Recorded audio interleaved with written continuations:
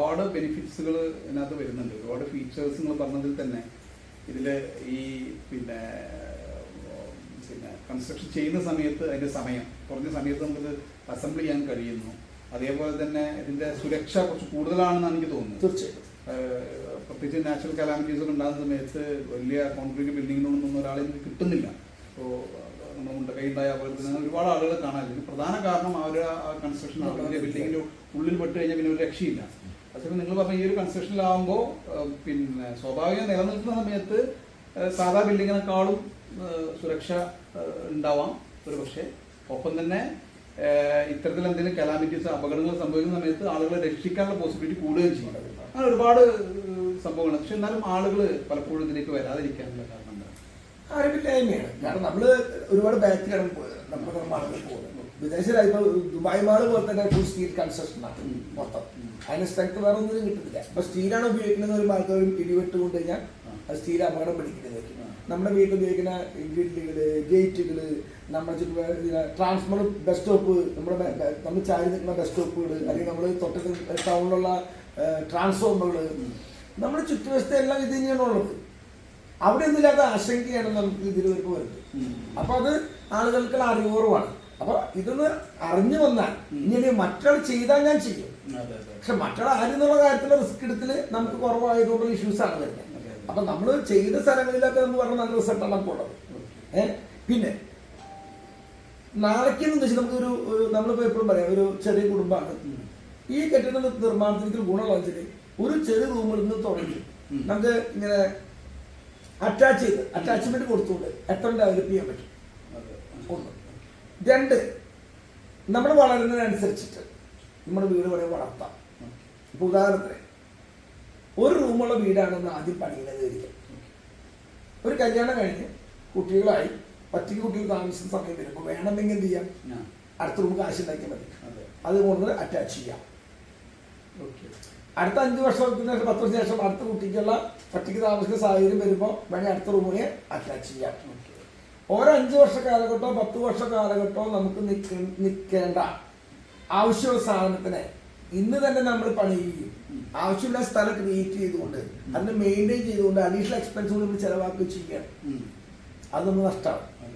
എന്നാൽ ഇതാണെങ്കിൽ കൂടെ എന്താ, ചെറുതായിട്ടും വലുതായിട്ട് ചിന്തിക്കുകയും അതിന് ചെറുതായിട്ട് ആരംഭിക്കുകയും ചെയ്യാം. ആ ജേണിക്കുള്ള ഗുണം എന്താണ്, നമ്മുടെ ബഡ്ജറ്റിൽ ഇണങ്ങുന്നതും അല്ലെങ്കിൽ നമുക്ക് നമ്മുടെ ബഡ്ജറ്റിലുള്ള അതിൽ ഒതുക്കാവുന്ന സൗകര്യങ്ങൾ ആക്കുകയും ചെയ്യാം. എന്നിട്ട് എക്സ്റ്റെൻഡബിൾ ആക്കുക. അപ്പൊ ഈ മോഡേൺ കൺസ്ട്രക്ഷന്റെ ഗുണം എന്താണ്, ഇതൊരു ഫാക്ടറിയിൽ ഉണ്ടാക്കി ചെയ്യുന്ന കാര്യം ആയതുകൊണ്ടാണ് അത് എളുപ്പം വരുന്നത്. ഇത് നിർമ്മാണം സൈറ്റിൽ നടത്തുന്ന നിർമ്മാണവും സാധാരണ നിർമ്മാണമാണെങ്കിൽ നമുക്ക് ഇത് ഒട്ടും പ്രാക്ടിക്കൽ അല്ല. കാരണം ഓരോ പ്രാവശ്യം ഉപയോഗിക്കുന്ന വീടിനകത്ത് അഡീഷണൽ പണി ചെയ്യാന്ന് പറയുന്നത് ആ വീട്ടുകാരെ സംബന്ധിച്ചോളം ഏറ്റവും ബുദ്ധിമുട്ടുള്ള കാര്യങ്ങളാണ്.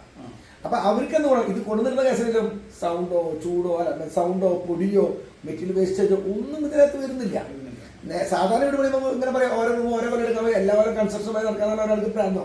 ഇത് ഒരു സിംഗിൾ പോയിന്റ് കോണ്ടാക്റ്റില് നിങ്ങളുടെ എല്ലാ സൗകര്യങ്ങളും, അതായത് ഡ്രോയിങ് മുതൽ ഫർണിഷിംഗ് വരെയുള്ള എല്ലാ ഉത്തരവാദിത്വം സിംഗിൾ പോയിന്റ് കോണ്ടാക്റ്റിലും നിങ്ങൾക്ക് കിട്ടും.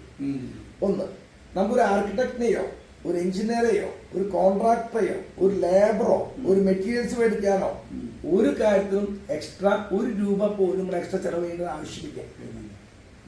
ഒരു കാറ് മേടിക്കുന്നത് പോലെ നിങ്ങൾക്ക് ഷോറൂമിൽ വന്ന് വീട് മേടിക്കുകയും സ്വന്തമാക്കി ഫിറ്റ് ചെയ്യുകയും ചെയ്യാം. ഇതാണ് നമ്മുടെ ബേസിക് കോൺസെപ്റ്റ്. ഈ കാറ് പരിപാലിക്കുന്നത് പോലെ തന്നെ വീട് പരിപാലിക്കുകയാണെങ്കിൽ ഈ വീട് 5, 10, 15 വർഷം കഴിഞ്ഞാൽ ഒരു തരത്തിലുള്ള മെയിൻ്റെനൻസും ഇല്ലാതെ വൃത്തി മെയിൻറ്റെയിൻ ചെയ്യണം. ചിലപ്പോൾ ലീക്ക് ഒന്ന് കറക്റ്റ് ചെയ്യാം, അല്ലെങ്കിൽ എന്തെങ്കിലും എന്താ പറയാ വേറെ എന്തെങ്കിലുള്ള ഇത് വന്നു ഒന്ന് കറക്റ്റ് ചെയ്യാം. അങ്ങനെ നമ്മൾ കാറിന്റെ പോലെ ചിന്തിക്കുകയാണെങ്കിൽ ഈ വീട് ഫ്രഷ് ആയിട്ട് ഇരിക്കില്ല.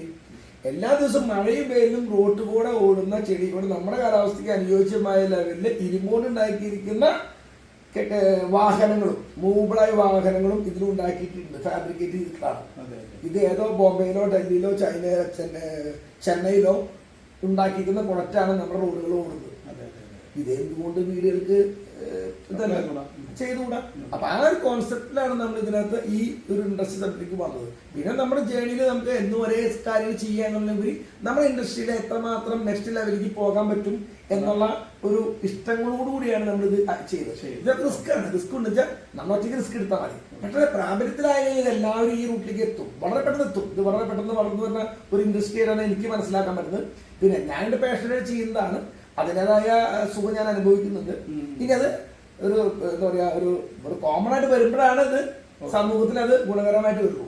ഇപ്പൊ നമ്മൾ ചെയ്തുകൊണ്ടിരിക്കുന്നത് കൂടുതലായിട്ടും ടൂറിസം സംബന്ധമായിട്ടുള്ള സ്ഥലങ്ങളിൽ, ഉദാഹരണത്തിന് ഈ വയനാട് പറഞ്ഞതാണ്, ടൂറിസം സംബന്ധമായ സ്ഥലങ്ങളിൽ വലിയ നാച്ചുറൽ ആയിട്ടുള്ള അതിന്റെ ടെറൈൻ ചേഞ്ച് ചെയ്യാതെ നമുക്ക് എന്ത് ചെയ്യാം, നമുക്കൊരു ഫൗണ്ടേഷൻ ഉണ്ടാക്കാൻ പറ്റും. അത് ഏറ്റവും വലിയ അഡ്വാൻറ്റേജ്. കാരണം അവിടെ വലിയ കെട്ടുകളോ പാറ പൊളിക്കലോ അല്ലെങ്കിൽ കല്ല് കെട്ടുകയോ മണൽ വെള്ളത്തിൽ ഒഴുക്കിനെ മാറ്റം വരുത്തുകയോ ഒന്നും ചെയ്യാതെ നമുക്ക് എന്ത് ചെയ്യാൻ പറ്റും, ഈ സ്ഥലത്ത് നമ്മുടെ ഒരു കാല് വെച്ചിട്ട് നമുക്ക് എന്ത് ചെയ്യാം, ഈ സാധനം ബിൽഡിങ് പണിയാൻ പറ്റും. അപ്പൊ ഒരു പ്രത്യേകത എന്താണ്, ഒന്ന് അവിടുത്തെ ഭൂപ്രകൃതിനെ നമ്മൾ യാതൊരു കാരണവശാലും ഒന്നും ചെയ്യുന്നില്ല. ഇനി അത് മാത്രമല്ല, നമുക്കൊരു കാലഘട്ടം കഴിഞ്ഞ് അവിടെ എന്തെങ്കിലും തരത്തിൽ ബുദ്ധിമുട്ടുകൾ ഉണ്ടാക്കുന്നുണ്ടെങ്കിൽ അല്ലെങ്കിൽ ആ സ്ഥലത്തിന് എന്തെങ്കിലും തരത്തിൽ മറ്റു പ്രശ്നങ്ങൾ ഉണ്ടെങ്കിൽ നമുക്ക് എന്ത് ചെയ്യാം, ഇതൊക്കെ എടുത്തു മാറ്റി മറ്റൊരു സ്ഥലത്തേക്ക് പോകുമ്പോഴും നമ്മുടെ അധ്വാനം വേസ്റ്റ് ആവുന്നില്ല. ഇനി ഇത് ടൂറിസം ഇൻഡസ്ട്രിക്ക് നമ്മൾ കൊടുക്കാൻ ഉദ്ദേശിക്കുന്നത് എന്താണെന്ന് വെച്ചാൽ ഇതിന് വരുമാനം നമ്മുടെ ട്രഡീഷണലായ നിർമ്മാണ രീതിയേക്കാളും ചെലവ് കൂടിയ രീതിയായിട്ടാണ് ഇപ്പൊ നമുക്കിത് വരുന്നത്. അതുകൊണ്ട് വരുമാനം കിട്ടുന്ന കാര്യം കൂടി ആണെങ്കിൽ, ഇപ്പൊ വീട് പണി എന്ന് പറയുന്നത് വരുമാനം പോകുന്ന കാര്യം ആയതുകൊണ്ട് പണിയുന്നവരുടെ ഇൻട്രസ്റ്റ് പണി കഴിയുമ്പോൾ ഉണ്ടാവുന്നില്ല. അപ്പൊ അത് സമൂഹത്തിന്റെ നമ്മുടെ സ്റ്റാറ്റസിന്റെ ഭാഗമായിട്ടാണ് നമ്മൾ ഇതൊക്കെ നമ്മൾ വെച്ച ഈ വീടുകൾ ഉദ്ദേശിക്കുന്നത്. അപ്പൊ നമ്മൾ സ്റ്റാറ്റസ് ഒട്ടും കുറയാതെ അവരിലൊക്കെ വ്യത്യസ്തമായിട്ട് ഇത് അവതരിപ്പിക്കാൻ പറ്റുന്നത് മാത്രമല്ല, ടൂറിസം ഇൻഡസ്ട്രിക്ക് കൊടുക്കുന്ന നേരത്തെ ഒരു റിസോർട്ടുകളോ അല്ലെങ്കിൽ കോട്ടേജുകളോ ഫാം ഹൗസുകളൊക്കെ ഉപയോഗിക്കുകയാണെങ്കിൽ ഇതിനൊരു ഡെയിലി വരുമാനമോ വീക്കെൻഡ് വരുമാനം കൂടി കിട്ടിയാൽ വളരെ ഇൻട്രസ്റ്റ് സബ്ജക്റ്റ് അല്ലേ. അപ്പൊ നമ്മൾ ചെലവാക്കുന്ന സംഖ്യക്ക് തിരിച്ച് റിട്ടേൺ നമുക്ക് എമൗണ്ട് കിട്ടുന്നുണ്ട്. അപ്പൊ ഈ നിർമ്മാണ രീതിക്ക് എന്ത് ചെയ്യും, ആ പൈസ കൂടി എന്നുള്ള ഒരു ഇഷ്യൂ അവിടെ നമുക്ക് കൈകാര്യം ചെയ്യാൻ പറ്റും. പിന്നെ ഇത് നമുക്ക് വേണ്ട, ഈ ബിസിനസ് വേണ്ട, നമുക്കിത് മാറ്റണം, വയനാട്ടിൽ ഇത് ശരിയാവില്ല, ഇത് മറ്റേ ഇടുക്കിയിലേക്ക് കൊണ്ടുപോകണം എന്ന് ചിന്തിക്കുകയാണെങ്കിൽ എന്ത് ചെയ്യാം, ഇത് അഴിച്ചു മാറ്റി കൊണ്ടുപോകാനുള്ള ചെലവുകളും അസംബ്ലിയുള്ള എക്സ്ട്രാ ചെലവ് ഒന്നാമതായി 20% നമുക്ക് അവസാനിക്കും. അപ്പോഴും നമുക്ക് ലാഭം. ആ പറമ്പ് ഒരു തരി വേസ്റ്റേജ് ഇല്ലാതെ പൊല്യൂഷനൊന്നും ഇല്ലാതെ ആ സ്ഥലത്തിൽ ഒരു വിധത്തിലുള്ള നാച്ചുറൽ ഡിഫറൻസേഷൻ വരുത്താണ്ട് ആ സ്ഥലം യൂസ് ചെയ്യാൻ പറ്റും, ഇല്ലെങ്കിൽ വെറുതെ കൃഷി ചെയ്യാൻ പറ്റും. ഇതിന് ഈ നിർമ്മാണത്തിലുള്ള ഏറ്റവും വലിയ അഡ്വാൻറ്റേജ് ആണ്.